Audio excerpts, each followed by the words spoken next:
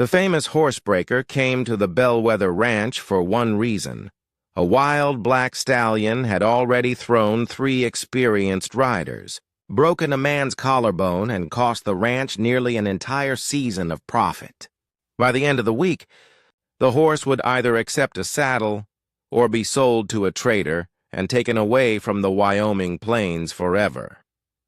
But when Caleb Mercer rode through the ranch gates in the autumn of 1889, he forgot all about the horse, because standing beside the old cedar fence was Eleanor Bellwether in a deep crimson dress, watching him with a look that made him wonder.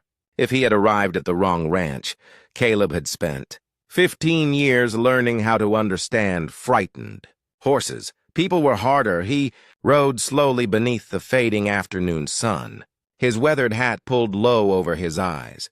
Dust followed his horse's hooves across the dry ground. He had no family waiting for him anywhere, no permanent home, no wife, no reason to stay in one place longer than the work required. That was how he preferred his life. At least that was what he had told himself. An older man waited near the main house. Caleb Mercer? That depends who's asking. The man gave a tired smile. Thomas Bellwether.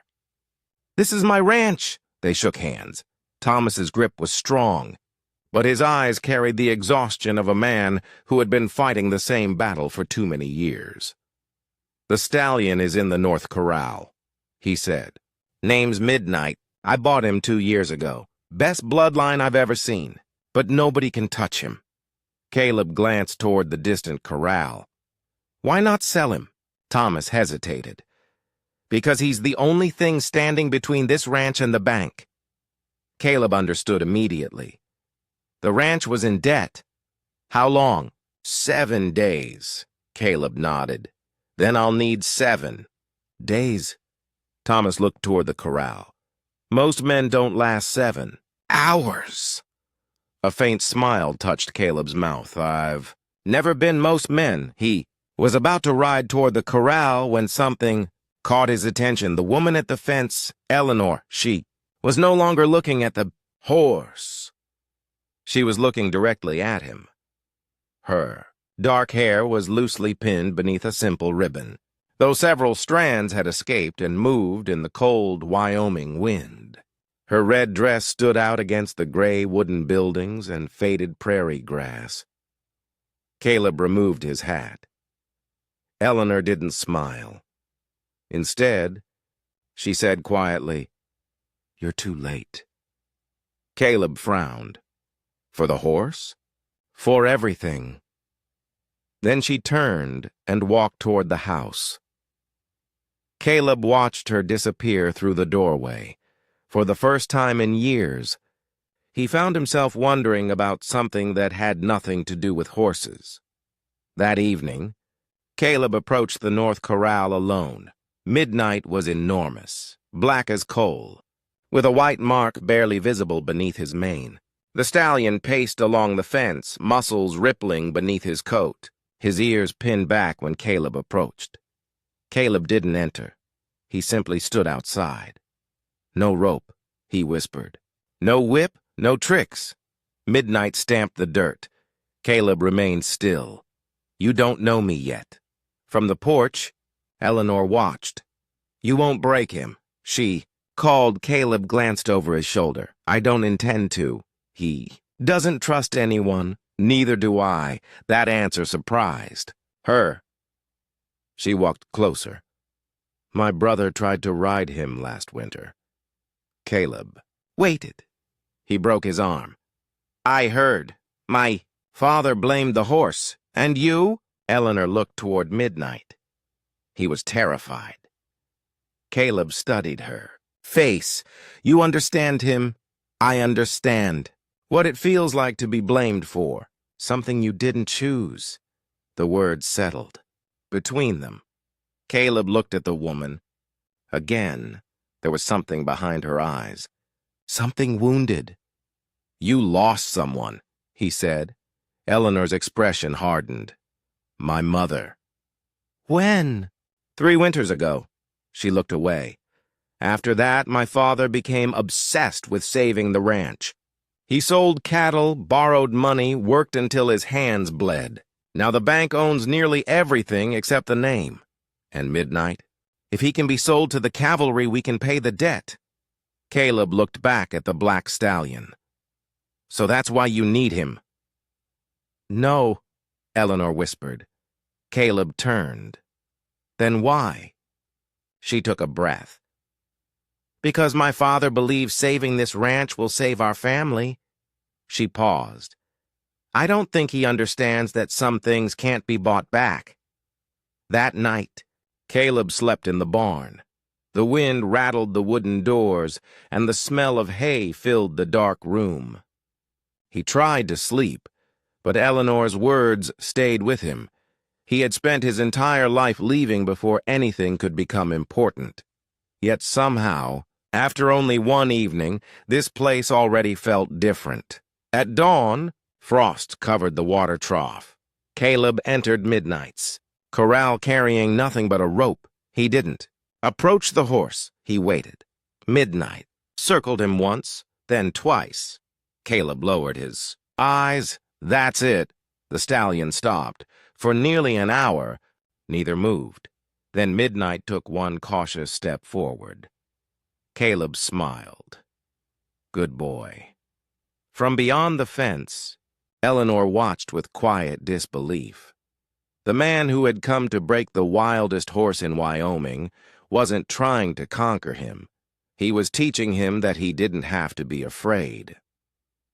By the third morning, Midnight allowed Caleb to touch his neck, and that was when trouble arrived. A black carriage rolled through the ranch gates. The driver stopped beside the main house. A tall man in a polished coat stepped down. His name was Gideon Vale. He owned half the land surrounding the Bellwether Ranch and wanted the other half. He looked at Thomas Bellwether and smiled. I hear you've found yourself a horsebreaker. Thomas's expression tightened. I have. Vale glanced toward Eleanor. Then his smile became colder. And I suppose you've also reconsidered my offer. Eleanor went still. Caleb noticed. What offer? He asked. Vale turned toward him. The kind of offer a desperate family can't afford to refuse. He removed his gloves slowly. I pay the Bellwether debt in full. Thomas looked down. Vale continued. And Eleanor becomes my wife. The silence that followed was colder than the morning. Frost. Caleb looked at Eleanor. Her face had gone pale. Vale smiled. You have until Sunday, Miss Bellwether. Then he turned toward the black stallion. And if that animal fails the cavalry inspection, the ranch will belong to me anyway. Caleb's jaw tightened. For the first time since arriving at Bellwether Ranch, he understood that Midnight wasn't the only creature fighting for its freedom, and Sunday was coming fast. That evening, Eleanor found Caleb beside the old well behind the house.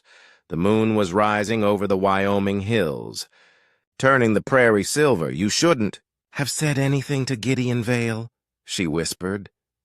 Caleb looked at her. I didn't say much. You looked at him like you wanted to fight him. I wanted to.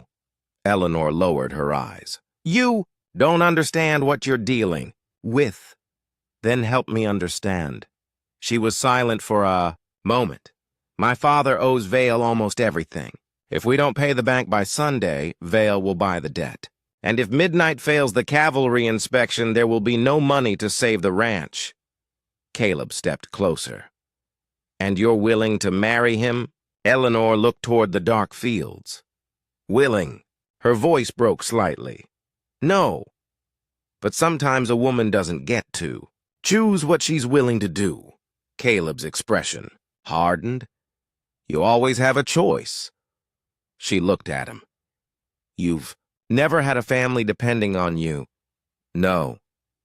You've never watched your home disappear piece by piece. No. Then, don't tell me I have a choice.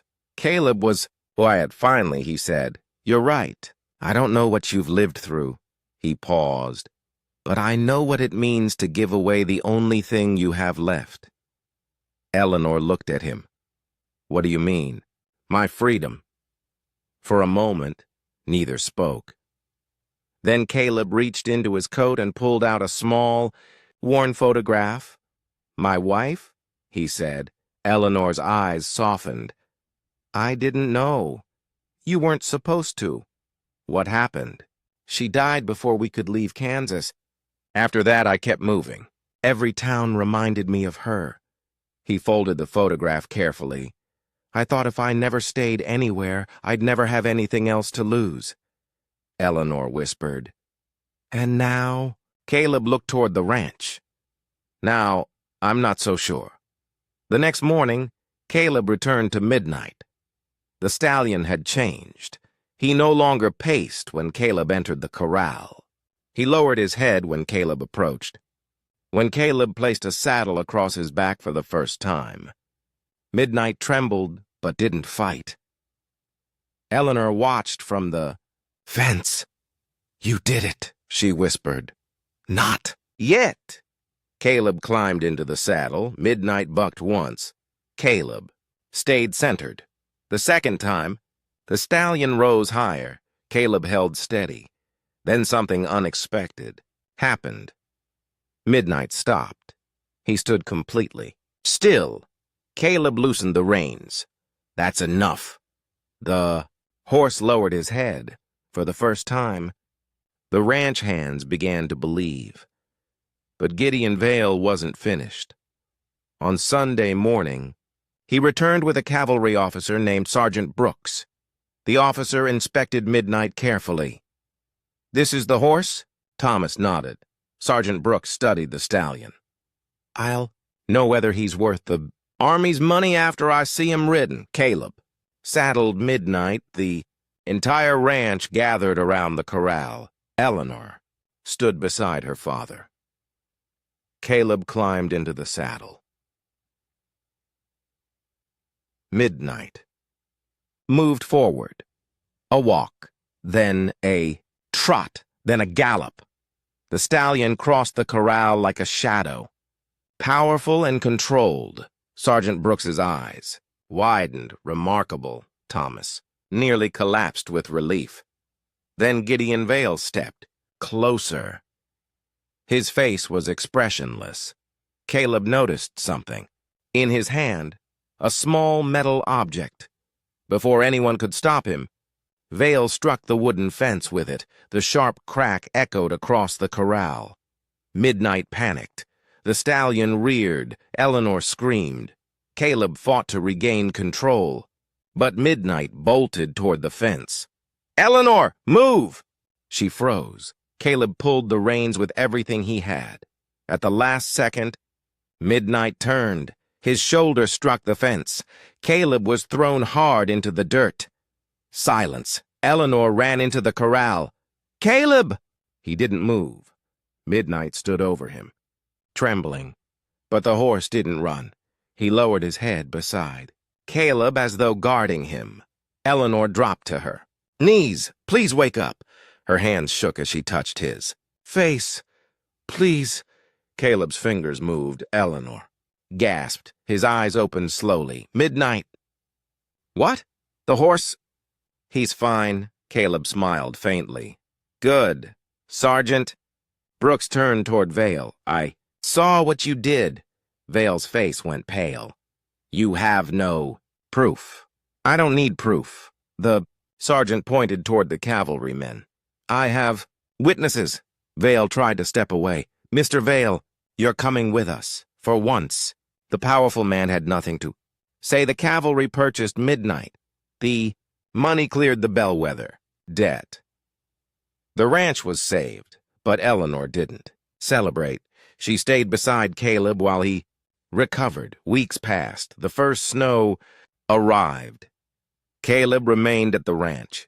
One evening, he and Eleanor stood beside the same weathered fence where they had first seen each other. Midnight grazed in the field beyond them. Caleb reached into his pocket.